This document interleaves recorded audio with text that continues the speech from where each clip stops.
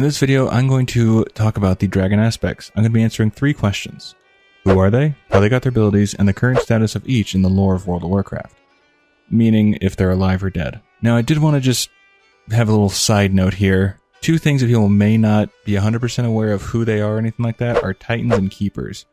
Before I really dove into lore myself, I knew of them. I didn't really know their significance to the lore. So the Titans are planet-sized beings who are born from literal planets. They are the world's soul. Azeroth is one of those. Azeroth is the place that World of Warcraft takes place on. Now, when the world started to get corrupted, the Titans realized they couldn't really go down and help a whole lot.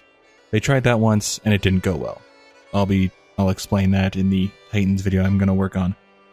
But they needed to make Keepers, beings that they empower with parts of their own power to go down to the surface to actually take care of the corruption, which are where the Keepers come in. So, now that that's out of the way, let's go to the video.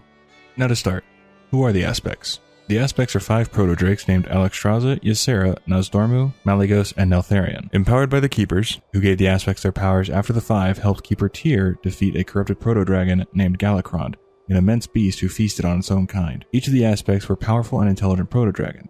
Now Odin disagreed with the decision to empower the dragons and actually forbid the other Keepers from proceeding with that idea. But they decided to go against him and actually reached out to the Pantheon, also known as the Titans, and each of the Titans blessed the proto-dragons with a portion of their immense power channeled through the Keepers. Alexstrasza was empowered by the Titan Eonar and given the title the Lifebinder.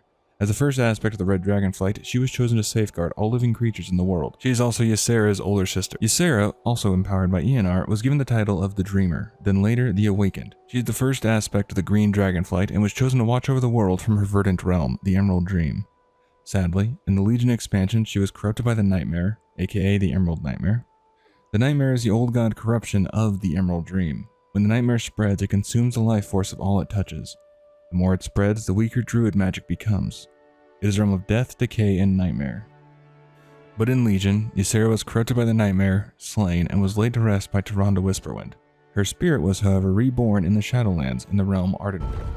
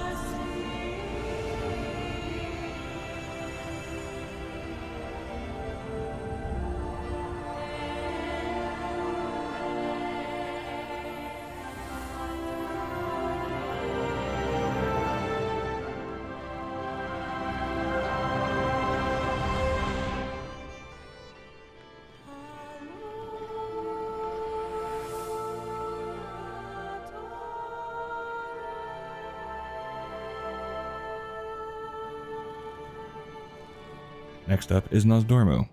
He was empowered by Aman'Thul and given the title the Timeless One. As the first aspect of the Bronze Dragonflight, he was chosen to safeguard time itself and the ever-spinning pathways of fate and destiny. Now Nozdormu is fated to fall to madness due to the old gods and turn into Murozond, who is the leader of the Infinite Dragonflight. He is destined to be slain by adventurers, also known as player characters, in the dungeon The End Time. Currently in Dragonflight, it seems like his fate is coming closer to happening, but Chromie, another bronze dragon, and his friend, swears she will do everything she can to make sure he doesn't become Murozond. On to Malygos. He was empowered by Norgannon, who gave him the title the Spellweaver. As the first aspect of the Blue Dragonflight, he was chosen to be the guardian of magic and hidden arcanum. Over time, Malygos started losing it. He believed that the spellcasters of the mortal race were responsible for all of Azeroth's troubles. So he declared war to purge the world of rogue magic users. Alexstrasza realized he needed to be stopped and rallied her Dragonflight and the adventurers to take him out. While they were successful, they now didn't have an aspect of magic. Finally, we have Neltharion, aka Deathwing. Now his story is probably the most well known within the World of Warcraft. But let's just do a quick rundown of it. He was empowered by Khaz'goroth and given the title the Earth Warder.